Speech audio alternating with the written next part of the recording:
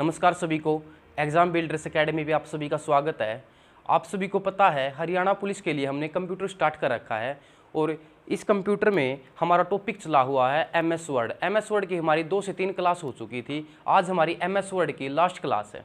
ठीक है, अगर मैं एक बार एमएस वर्ड को रिवाइज करवाऊँ, हमने क्या क्या पढ़ लिया था एमएस वर्ड में, एक बार देखते हैं। मैंने आपको इससे पीछे वाली क्लास में बताया था पेज सेटअप के बारे में। पेज सेटअप ये हमने पढ़ लिया था। ठीक है, पेज सेटअप में सबसे पहले पढ़ा था हमने मार्जिन। ठीक है, मार्जिन के बाद हमने पढ़ा था gutter margin. Gutter margin, gutter margin के बाद हमने पढ़ा था, इसके बाद था हमारा page orientation. Page orientation, page orientation के बाद मैंने आपको बताया था हाइफेनेशन। हाइफेनेशन, हाइफेनेशन। ठीक है, यहाँ तक हमने पढ़ लिया था। मार्जिन मैंने आपको बताया था क्या होता है। मार्जिन, जब भी हम पेज पे कुछ लिखते हैं, कुछ डेटा को लिखते हैं और जो ऊपर और नीचे दायां और बाएं जो जगह छोड़ी जाती है लिखने के लिए, जो जगह छोड़ी जाती है, मान लो ये पेज है। ठीक है, ऊपर और नीचे दायां और बाएं जो जगह छोड़ी जाती है, हम यहाँ पे लिखते हैं बीच में। ठीक है, जो जगह छोड़ी जाती है उसको क्या कहा जाता है? मार्जिन कहा जाता है। छोड़ी हुई जगह को क्या कहा जाता है? मार्जिन। ठीक है, और कितनी कितनी जगह छोड़ी जाती है? ऊपर और नीचे, ऊपर और नीचे कितनी जगह छोड़ी जाती है? आया हुआ क्वेश्चन है ये। ऊपर और नीचे एक इंच की, 1 इंच ऊपर और 1 इंच नीचे जगह छोड़ी जाती है। ठीक है, और दायां और बायां, दायां और बायां कितनी जगह छोड़ी जाती है? ये छोड़ी जाती है 1.25 इंच, 1.25 इंच की जगह छोड़ी जाती है दायां और बायां। ठीक है, 1.25 इंच छोड़ी जाती है। ये क्वेश्चन रिपीटेड क्वेश्चन है। ठीक है, ये था हमारा मार्जिन। जो भी लिखने के लिए हम जो भी ऊपर नीचे दायां बायां जो जगह छोड़ते होता है मार्जिन। ठीक है, इसके बाद हमने पढ़ा था गटर मार्जिन। बाइंडिंग वाली जगह, बाइंडिंग के लिए जो जगह छोड़ी जाती है उसे क्या कहा जाता है? Gutter margin. जैसे ये पेज है, ठीक है, ये पूरी बुक है और इस तरह से हम इसको बाइंड करवाते हैं, तो ये जगह क्या कहलाती है? गटर मार्जिन कहलाती है। ठीक है, पेज ओरिएंटेशन के बारे में मैंने आपको बताया था। पेज का साइज, पेज का साइज किस तरह से होता है? यह 2 तरह से होता है। फर्स्ट है हमारा कौन सा? ये है हमारा portrait mode. Portrait mode, portrait mode. ठीक है, और सेकंड था हमारा landscape mode. Landscape mode, landscape mode. ठीक है, इसका साइज कितना होगा? पोर्ट्रेट मोड का साइज होगा 8.5 गुणा में 8.5 गुणा में 11 इंच। ठीक है, 8.5 गुणा में 11 इंच। और लैंडस्केप मोड का कितना साइज होगा? 11 गुणा में 8.5 इंच। 8.5 इंच। ये भी क्वेश्चन पूछा गया था पेज का साइज। और बाय डिफॉल्ट कौन सा आता है पेज? बाय डिफॉल्ट आता है पोर्ट्रेट मोड का। बाय डिफॉल्ट होता है पोर्ट्रेट। ठीक है, पोर्ट्रेट। इसके बाद हमने पढ़ा था हाइफेनेशन। हाइफेनेशन क्या होता है? किसी भी डॉक्यूमेंट में सिलेक्टेड वर्ड को, किसी भी डॉक्यूमेंट में सिलेक्टेड वर्ड को कंपाइल करके जोड़ने के लिए जो प्रक्रिया होती है वो क्या कहलाती है? हाइफेनेशन कहलाती है। ठीक है, और आज हम आगे स्टार्ट करते हैं। पेज सेटअप के बाद हमने पढ़ना है पेज बैकग्राउंड के बारे में। पेज बैकग्राउंड, ठीक है, ये हमारी एमएस वर्ड की लास्ट क्लास होगी।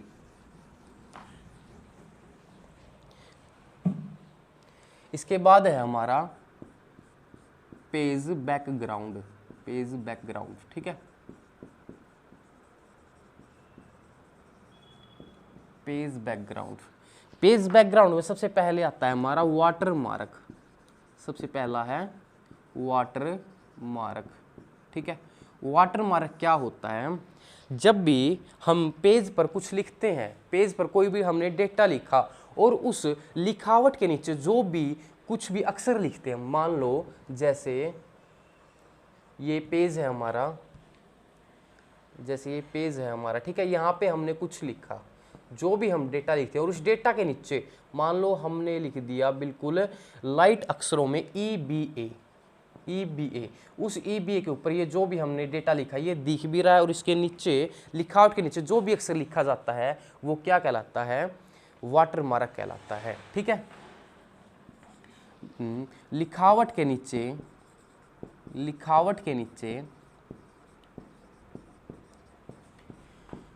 लिखा गया अक्षर क्या कहलाता है? वाटर मार्क कहलाता है। ठीक है, लिखा गया अक्षर क्या कहलाता है? वाटर मार्क कहलाता है। जैसे हम किसी भी पेज पर कोई भी डाटा लिखते हो, उस लिखावट के नीचे जो भी हम अक्षर को लिखते हैं वो क्या कहलाता है? वाटर मार्क कहलाता है। मोस्ट इंपोर्टेंट है।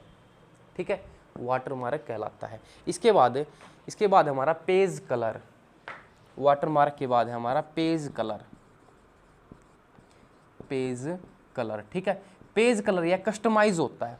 कस्टमाइज का मतलब क्या है? हम अपनी मर्जी से बदल सकते हैं। ठीक है, अपनी मर्जी से बदल सकते हैं। यह है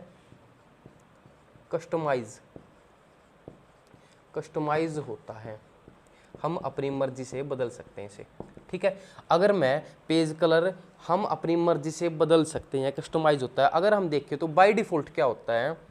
पेज का कलर बाय डिफ़ॉल्ट होता है। पेज का जो कलर होता है वो होगा वाइट, और जो फ़ॉन्ट का कलर होगा वो होगा ब्लैक। फ़ॉन्ट का कलर कैसा होगा? ब्लैक होगा। पेज कलर यह है कस्टमाइज होता है। ठीक है, कस्टमाइज होता है। बाय डिफ़ॉल्ट पेज आएगा वाइट और फ़ॉन्ट क्या होगा? ब्लैक फ़ॉन्ट होगा। ठीक है, इसके बाद आता है पेज बैकग्राउंड में। इसके बाद है हमारा पेज बॉर्डर।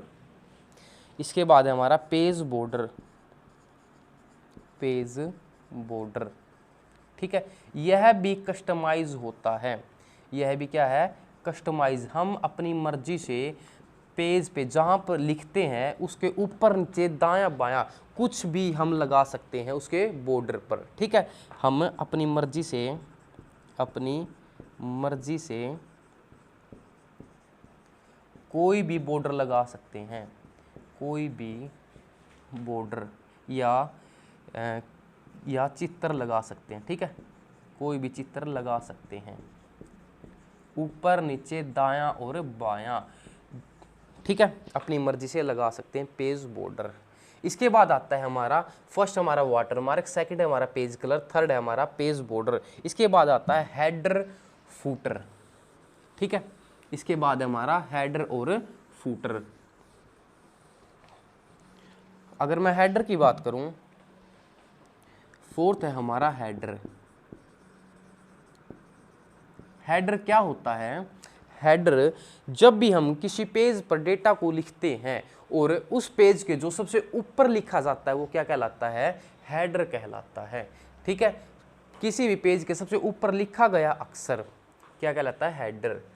किसी भी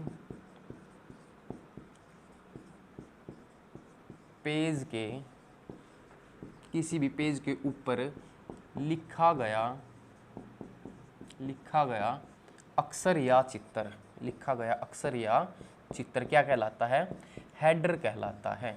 ठीक है, किसी भी पेज के ऊपर लिखा गया अक्षर या चित्र क्या कहलाता है? हेडर कहलाता है। जैसे ये पेज है, इसके ऊपर ये हमारा बॉर्डर है और यहाँ पे हम कुछ भी लिखते हैं वो क्या कहलाता है?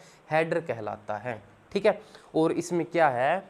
हेडर में जब भी हम पेज के, मान लो इस पेज पे मैंने हेडर लिख दिया कुछ भी, ऑटोमेटिक सभी पेज पर हेडर लिखा जाएगा। ठीक है, एक पेज पर लिखने के बाद ऑटोमेटिक सभी पेज पर लिखा जाएगा। ठीक है, इसके बाद आता है हमारा फूटर।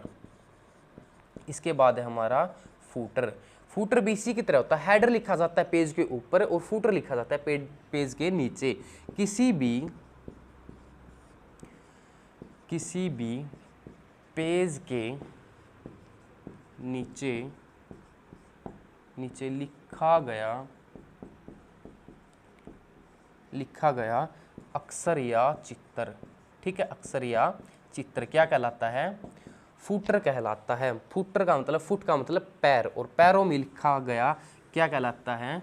फूटर कहलाता है। पेज के नीचे लिखा गया अक्षर या चित्र क्या कहलाता है? फूटर कहलाता है। ये भी हेडर की तरह है। अगर हम एक पेज पर लिख देते हैं फूटर को, अगर हम एक पेज पर लिख देते हैं तो ऑटोमेटिक सभी पेजों पर लिखा जाता है क्या? फूटर। ठीक है, क्या लिखा जाता है? फूटर।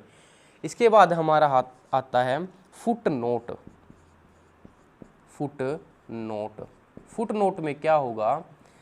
फुट नोट में अगर हम पेज अगर हमारे डॉक्यूमेंट में किसी भी पेज पर कोई भी हार्ड वर्ड है, कोई भी हार्ड वर्ड है और उस हार्ड वर्ड की जानकारी हमने देनी है, तो हम क्या करेंगे, मान लो ये पेज है, उसके जो नीचे बॉर्डर दिया हुआ है, यहाँ पे नोट लिख के या कोई भी स्टार लगा के किसी तरह से भी हम उस हार्ड वर्ड की जानकारी देते हैं, वो क्या कहलाता है, फुट नोट कहलाता है। क्या कहलाता है, फुट नोट कहलाता है।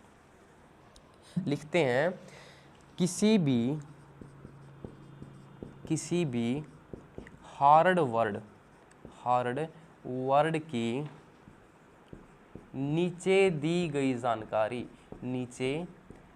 गई जानकारी, ठीक है, किसी भी हार्ड वर्ड की नीचे दी गई जानकारी क्या कहलाती है, फुट नोट कहलाती है। ठीक है, क्या कहलाती है, फुट नोट कहलाती है। इसके बाद आता है एंड नोट।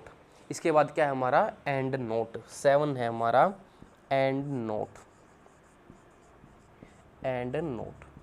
ठीक है, एंड नोट क्या होता है, कोई भी मान लो बुक है हमारी, ठीक है, बुक के अंतिम पेज पर जो भी जानकारी दी जाती है, जो भी फीडबैक दिया जाता है, वो क्या कहलाता है, एंड नोट कहलाता है। क्या कहलाता है, एंड नोट कहलाता है।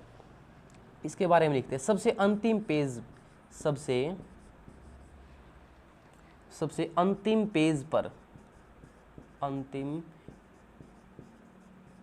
पर दिया गया फीडबैक या जानकारी या फीडबैक, ठीक है, क्या कहलाता है, एंड नोट कहलाता है। ठीक है, यह किसी भी हार्डवेयर के नीचे दी गई जानकारी क्या कहलाती है, फुट नोट, और सबसे अंतिम पेज पर जानकारी दी हुई क्या कहलाती है, एंड नोट। फुटर क्या कहलाता है, पेज के सबसे नीचे वाले भाग पर लिखा हुआ, ठीक है, किसी भी पेज के नीचे लिखा गया अक्षर या चित्र क्या कहलाता है, फुटर। ठीक है, और हेडर क्या कहलाता है, पेज के सबसे ऊपर वाले हिस्से पर लिखा गया अक्षर या चित्र क्या कहलाता है, हेडर। इससे पहले हमने क्या पढ़ा था, वाटरमार्क। जब भी हम किसी पेज पर लिखते हैं और उस लिखावट के नीचे जो अक्षर लिखा जाता है वो क्या कहलाता है, वाटरमार्क। और पेज कलर, इसके बाद पढ़ा था हमने पेज कलर कैसा होता है, पेज कलर कस्टमाइज होता है। ठीक है, बाय डिफॉल्ट होता है, पेज का कलर होता है वाइट और फॉन्ट का कलर होता है ब्लैक। इसके बाद हमने पढ़ा था बॉर्डर। हम जो जगह छोड़ी जाती है जिसे मार्जिन कहा जाता है, हम वहाँ पर कोई भी बॉर्डर लगा सकते हैं। ये था हमारा पेज बैकग्राउंड। ठीक है, पेज बैकग्राउंड। इसके बाद पढ़ते हैं हम, एक आता है प्रूफिंग। MS वर्ड में एक आता है प्रूफिंग।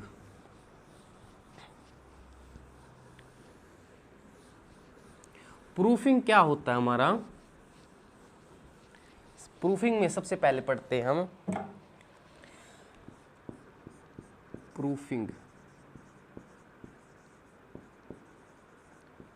में सबसे पहले आता है spelling and grammar check.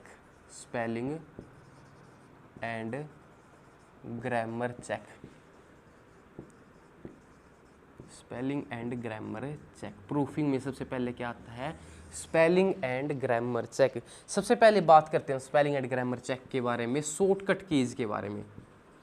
Shortcut keys, अगर हमने किसी भी वर्ड की स्पेलिंग या ग्रामर चेक करनी तो शॉर्टकट कीज क्या करेंगे, मैंने आपको बताई थी, जो फंक्शन कीज होती है उसमें, ठीक है, F7 का प्रयोग करेंगे स्पेलिंग चेक करने के लिए। किसका प्रयोग किया जाता है, F7 का प्रयोग किया जाता है। ठीक है, ये 3 तरह से होती है स्पेलिंग एंड ग्रामर चेक। इसमें एरर होते हैं जो 3 तरह से होते हैं। फर्स्ट है हमारा रेड एरर।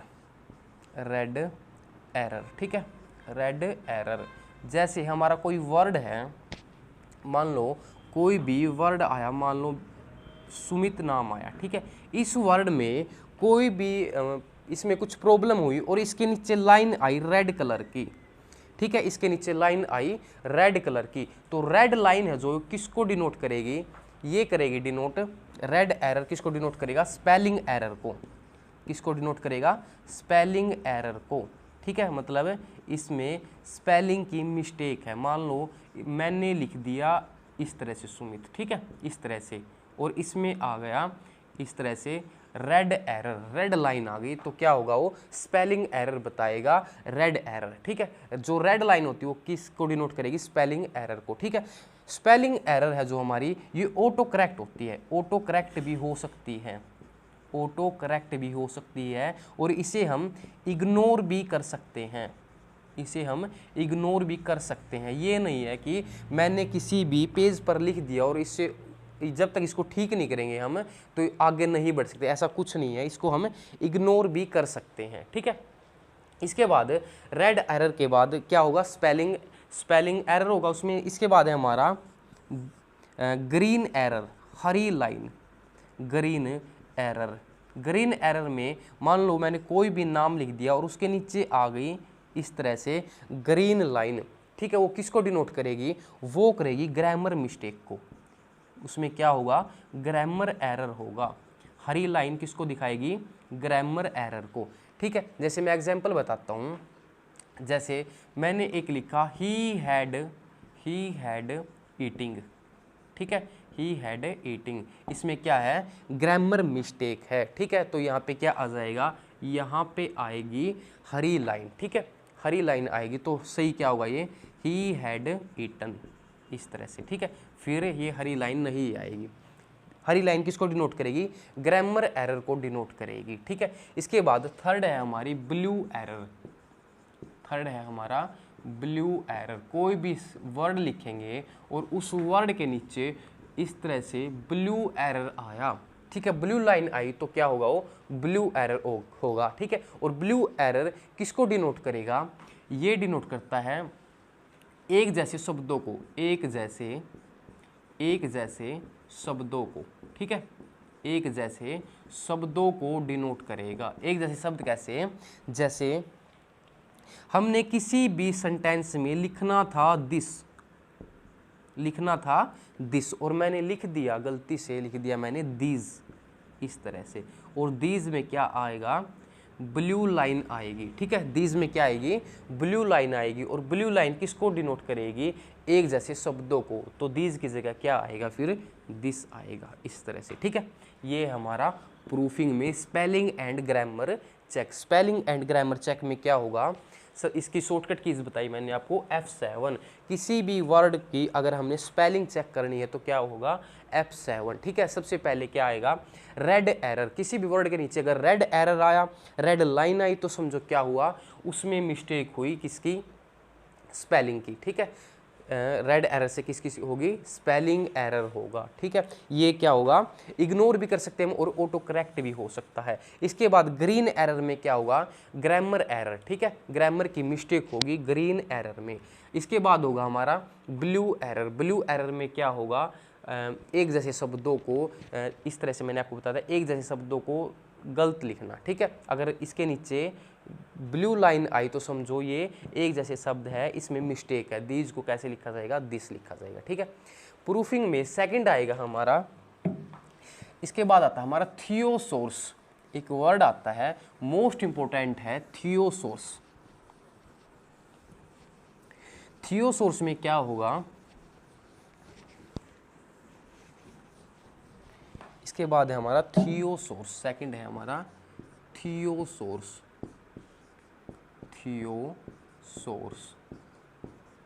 थियोसोर्स क्या होता है, सबसे पहले इसकी शॉर्टकट कीज लिखो।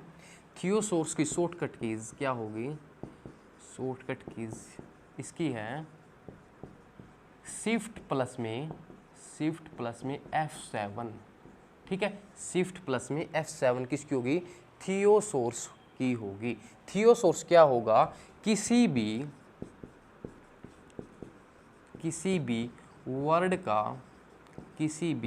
वर्ड का एंटोनिमस और सिनोनिमस, ठीक है, को दिखाने के लिए किसका प्रयोग किया जाता है, थियोसोर्स का, जिसकी शॉर्टकट कीज क्या है, शिफ्ट प्लस में F7। सिनोनिमस मतलब समानार्थी, एक जैसे शब्द, समानार्थी। एंटोनिमस का अर्थ है विपरीतार्थक, विपरीत विपरीतार्थक, ठीक है, विपरीतार्थक इस तरह से, ठीक है, मतलब विपरीत शब्द, ठीक है, उल्टे शब्द, एक दूसरे के अपोजिट शब्द क्या हो गए, एंटोनिमस। और सिनोनिमस क्या है, समानार्थी शब्द, समान शब्द, एक जैसे शब्द, ठीक है, क्या कहलाता है, थियोसोर्स कहलाता है। किसी भी वर्ड का शिफ्ट प्लस F7 से क्या बताएगा, उसके समानार्थी शब्द और विपरीतार्थक शब्द, ठीक है, क्या कहलाएगी, थियोसोर्स कहलाएगी। ये था हमारा प्रूफिंग, ठीक है, ये था हमारा प्रूफिंग। इसके बाद हमारी कुछ शॉर्टकट कीज़ है, MS वर्ड में कुछ शॉर्टकट कीज़ है। वैसे तो मैंने साथ साथ करवाई आपको शॉर्टकट कीज़, फिर भी 3-4 शॉर्टकट कीज़ है।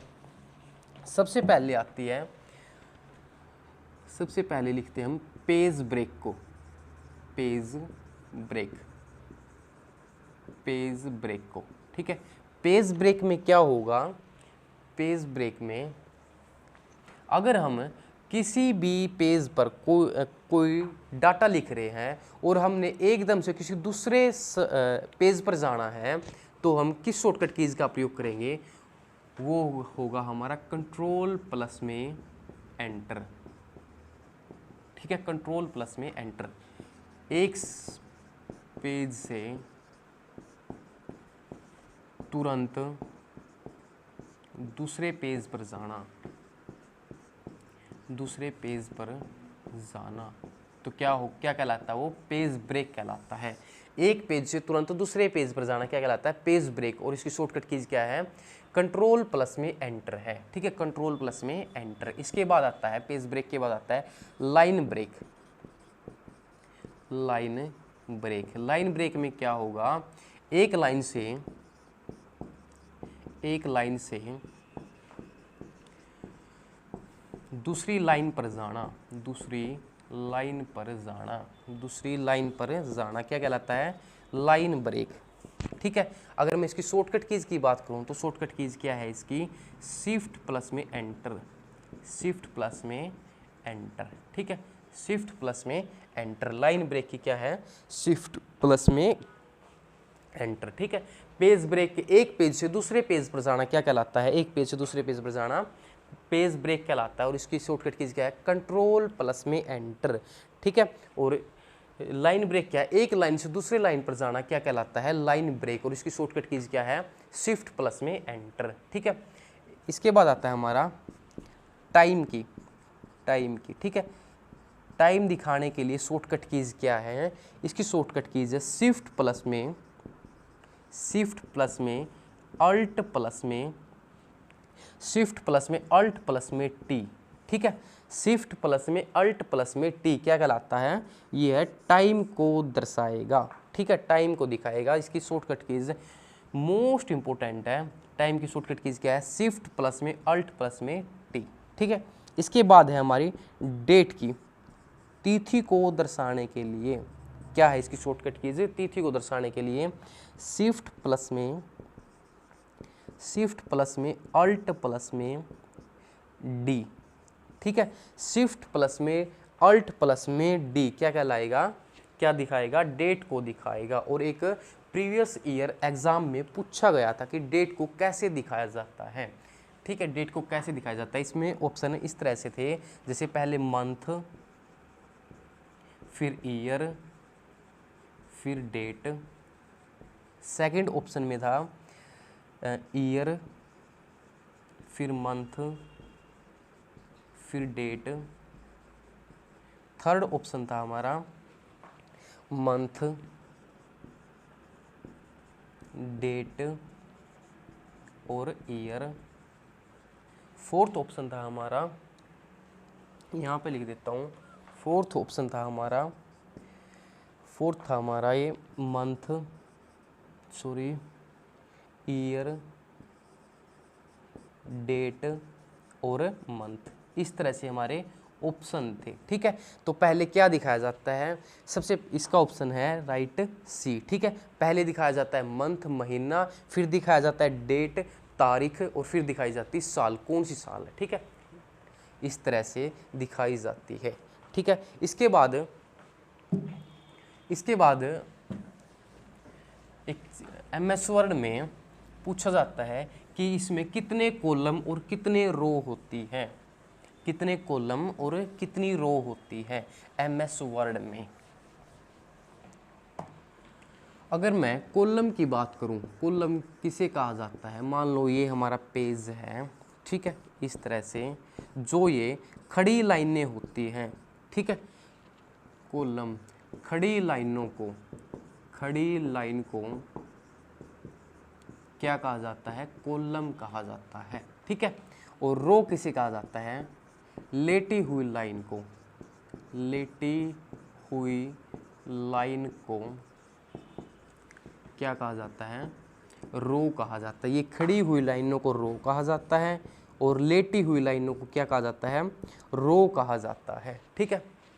अगर कॉलम की बात करूं तो कितनी होती है एमएस वर्ड में, कॉलम कितने होते हैं, 63 कॉलम होते हैं, ठीक है, 63 कॉलम होते हैं। इस तरह से जैसे एक ये कॉलम, ये 2 3 4 5, इस तरह से एमएस वर्ड में टोटल कॉलम कितने होंगे, 63 कॉलम होंगे, ठीक है। रो की बात करूं तो रो कितने होंगे, रो होंगे अनलिमिटेड, अनलिमिटेड रो होंगे। एमएस वर्ड में रो की संख्या कितनी होगी, अनलिमिटेड होगी, ठीक है, अनलिमिटेड रो होंगे।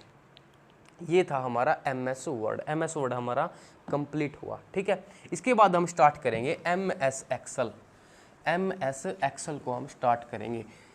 आज हम एमएस एक्सेल के बारे में कुछ बेसिक बातें करते हैं और अच्छे से इसको स्टार्ट करेंगे हम कल, ठीक है। एमएस एक्सेल,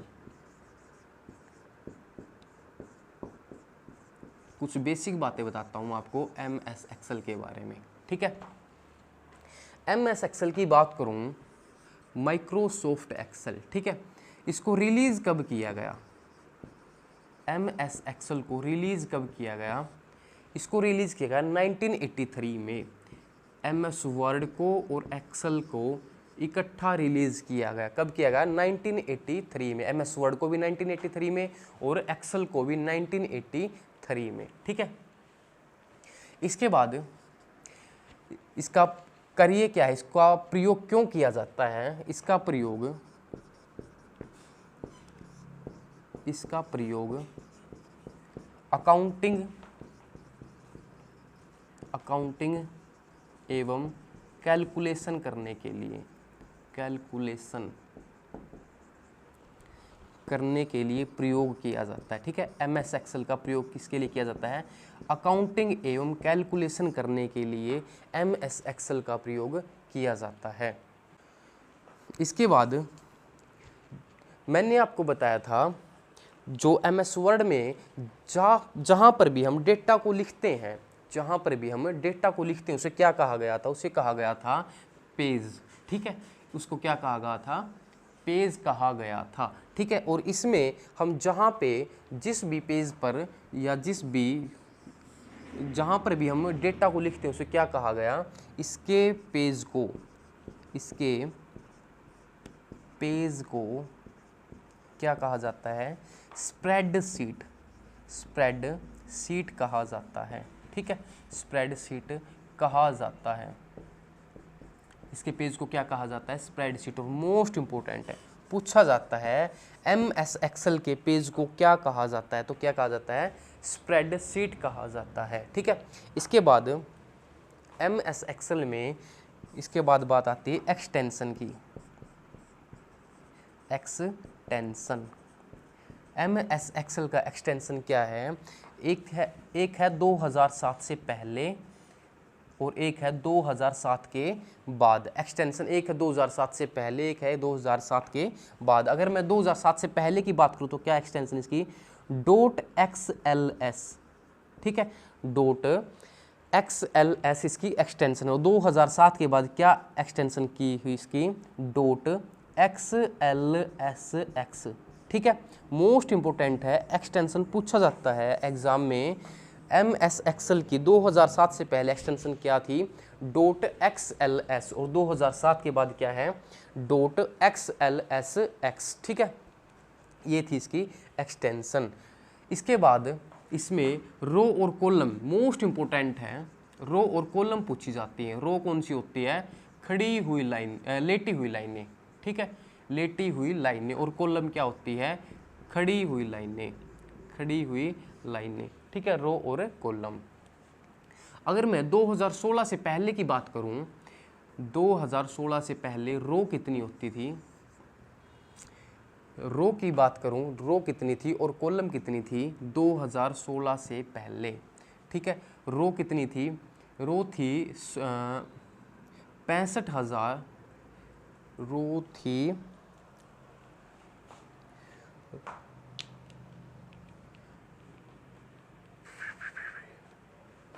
1 मिनट,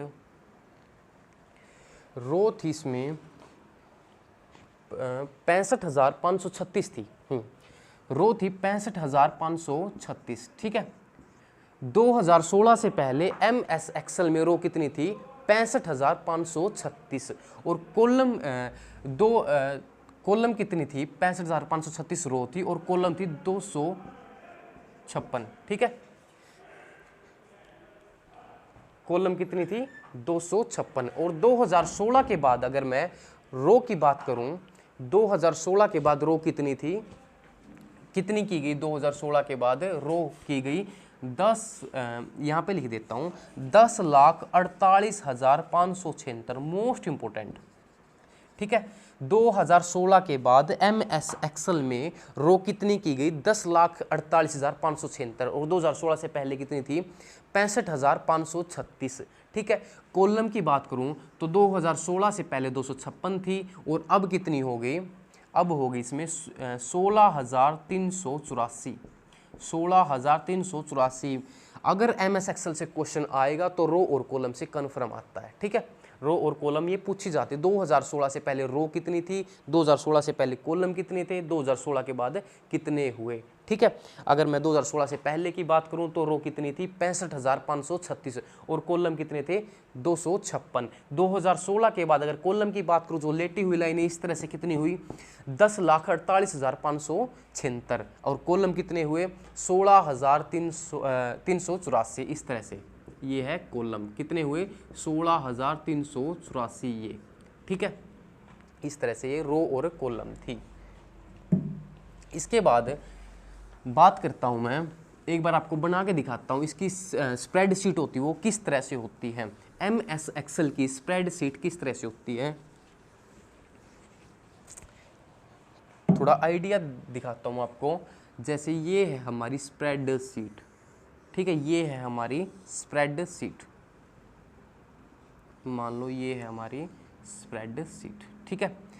सबसे ऊपर होता है ये है हमारा टाइटल बार, ये कौन सा है टाइटल बार, टाइटल बार, ठीक है। यहाँ पे होते हैं ऑफिस बटन, इस तरह से बटन इस तरह से होता है ये, इसे कहा जाता है ऑफिस बटन, ऑफिस बटन, ठीक है। ये होता है हमारा ऑफिस बटन। यहाँ पे होते हैं कंट्रोल बटन, कंट्रोल बटन, ठीक है। इस तरह से 3 कंट्रोल बटन होते हैं,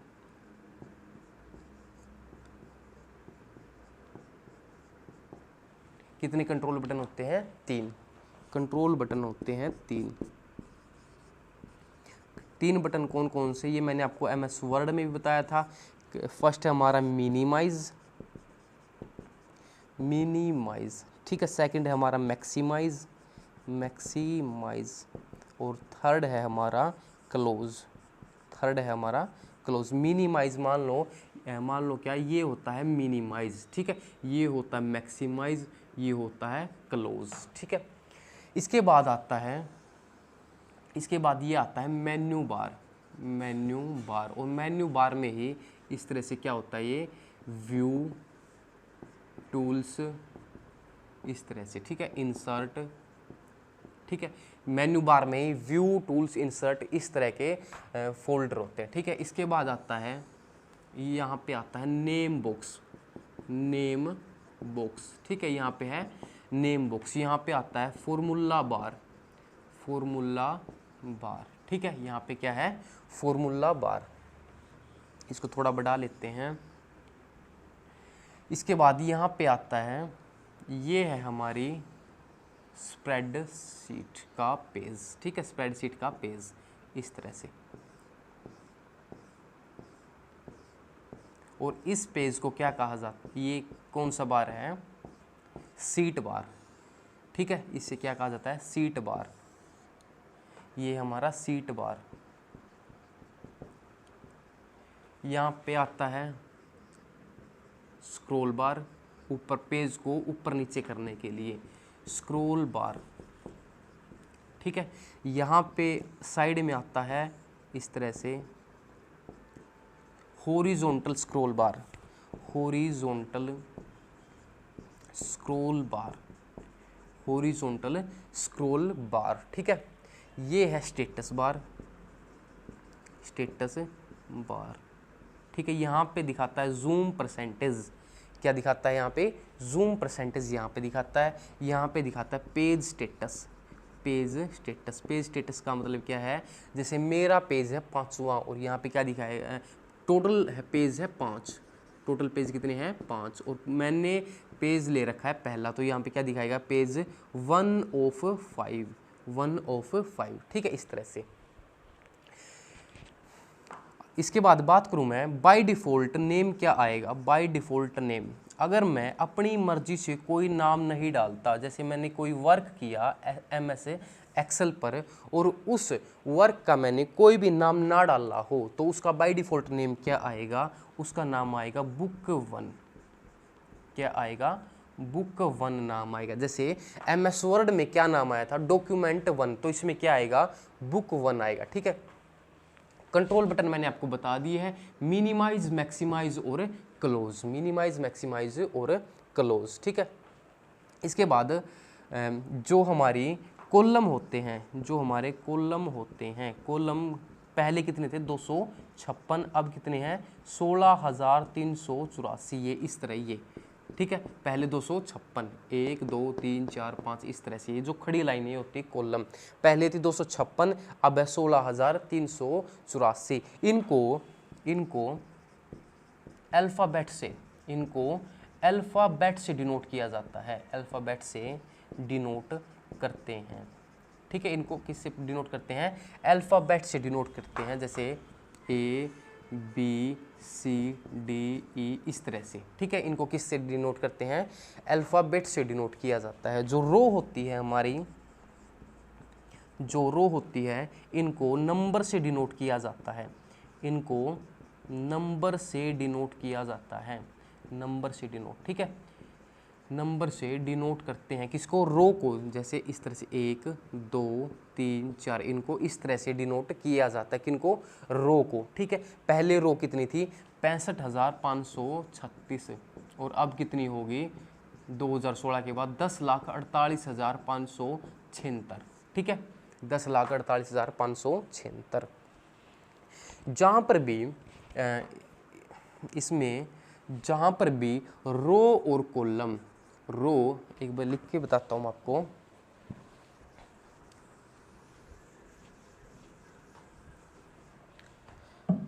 जहाँ पर रो और कॉलम एक दूसरे को काटती है, एक दूसरे को काटती है,